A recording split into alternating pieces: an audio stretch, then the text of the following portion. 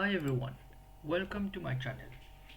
Today I will show you how to use a parameterized constructor.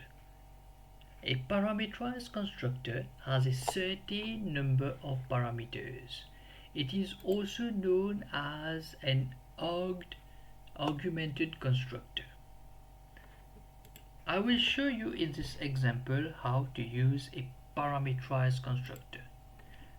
I have created a class called student free and a main class called test student free just to implement what's in the student free.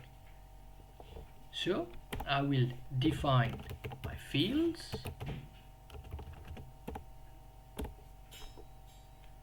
create a parameterized constructor, and create a method to display the values. Student need to have int id, string name, and for the parameterized constructor, remember the naming conventions that I've discussed in my previous video for on default constructor. Here I will create the constructor having the same name. For now it is a default constructor, and this is where I will put two parameters in my constructor. Then I will assign this field to this parameter. So id assign I, name, and this is how we create a parameterized constructor. For the display method, say public void display system.out.println,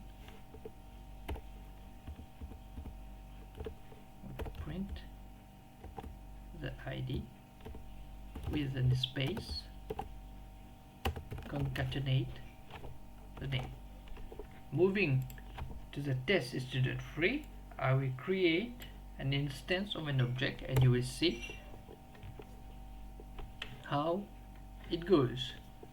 So student free, we call it, we give it a variable name, student s1, new student free, and this one, now it is a default constructor, but we created a parameterized constructor. So in this implemented class, it will ask you to give values for your parameterized constructor.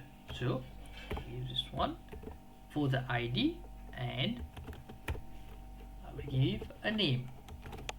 I will create another one. Okay, so s2, we call it this id, and this one. Now I will display values like this: s1 dot display, s2 dot display. I save everything and I run my program, and you will see the values of the first object and the second object. So this is how we create a parameterized constructor. Thank you for watching. Do like and share my video.